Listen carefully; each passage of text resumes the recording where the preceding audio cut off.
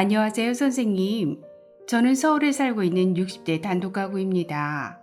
내년에 국민연금을 받을 예정이고 65세인 기초연금을 신청해야 하기 때문에 요즘 선생님의 강의를 빠짐없이 보고 있습니다.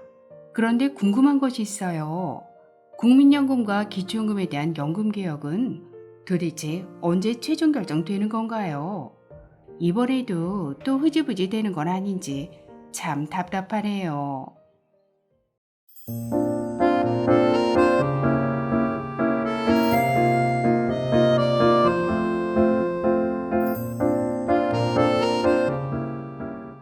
안녕하셨습니까? 행복한 인생이 임하 알베르토입니다. 연금 개혁이 표류하고 있습니다.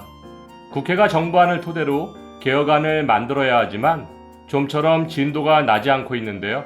과연 무엇이 문제인지 오늘 아주 쉽게 설명해 드리겠습니다. 윤석열 정부의 3대 개혁 중 하나인 연금 개혁이 표류하고 있습니다.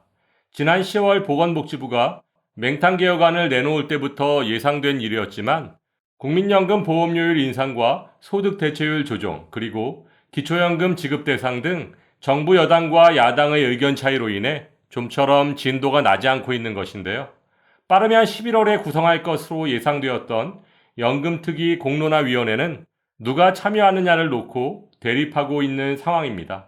아무튼 국회 연금개혁특별위원회의 활동기간은 내년 5월까지이지만 4월 총선 전후 일정을 감안한다면 연금개혁의 동력이 급격히 꺼질 것이라는 우려가 나오고 있습니다.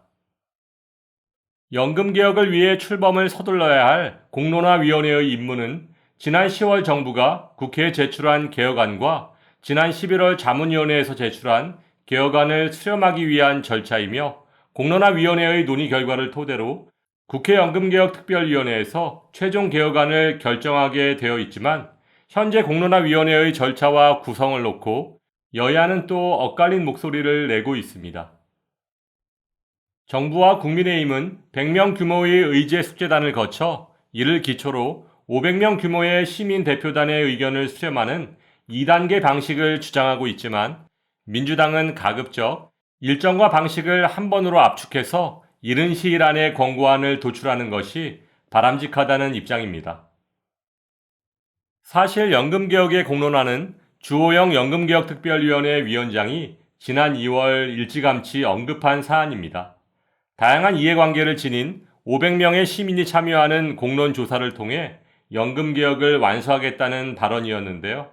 하지만 또 한 번의 연장 끝에 이른바 3기 연금개혁특별위원회가 출범하고도 보름이 지났지만 여태껏 공론화위원회 구성과 실무단 지원은 물론 세부 일정과 절차 등 운영 전반에 대한 최소한의 설계조차 공표하지 못하고 있는 상황인 것입니다.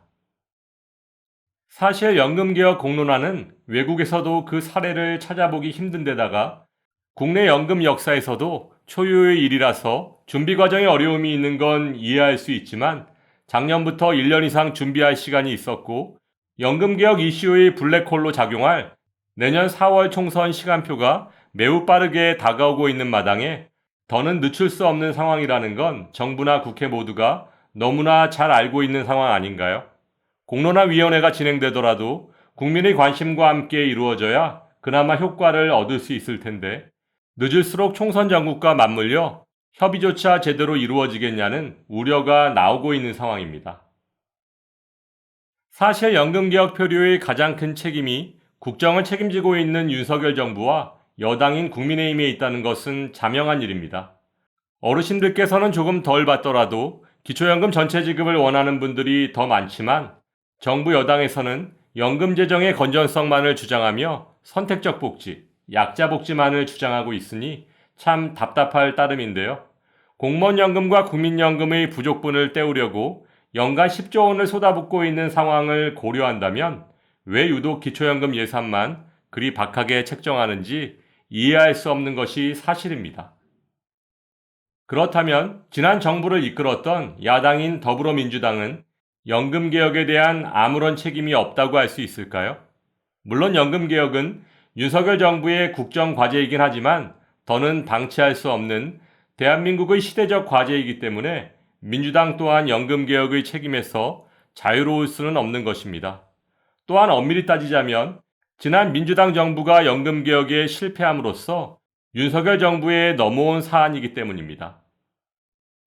그렇다면 작년부터 이어온 연금개혁 과정에서 보여준 민주당의 모습에 몇 가지 질문을 던져보면 민주당은 윤석열 정부의 연금개혁이 표류하고 있는데 과연 무엇을 했습니까?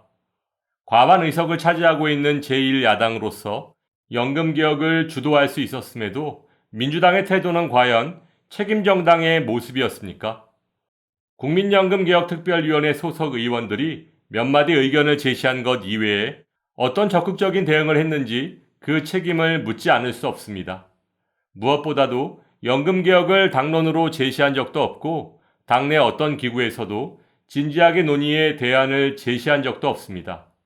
또한 지난 대선 과정에서 이재명 민주당 후보는 기초연금 40만 원을 모든 노인에게 지급하자고 제안했지만 선거 패배 후 아무런 역할도 하지 않고 있으며 최근 보건복지부와 민간자문위원회의 맹탕 개혁안이 나왔을 때 정부를 비난하는 것 이외에 그 어떤 당론이나 대안을 제시한 바도 없으니 참으로 실망스러운 상황이라고 할 수 있습니다.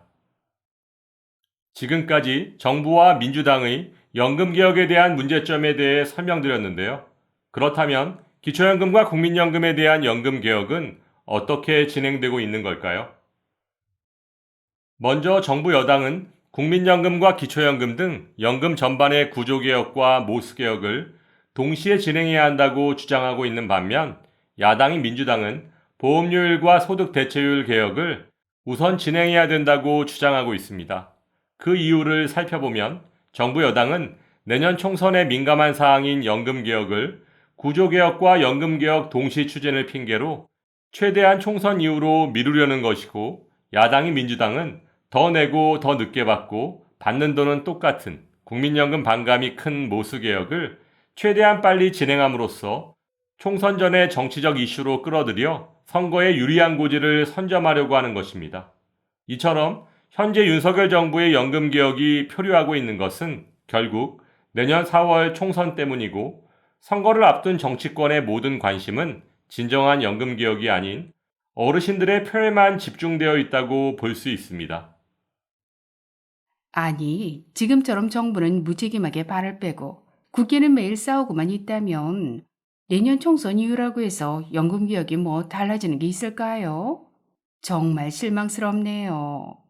아무튼 친절한 설명 감사드리고 더 좋은 정보 부탁드립니다.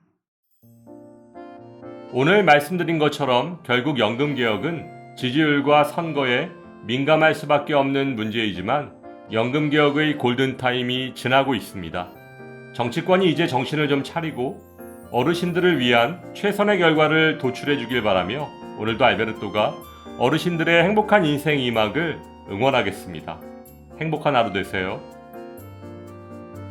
좋아요, 구독, 그리고 알림과 공유는 좋은 콘텐츠를 만드는 힘이 됩니다.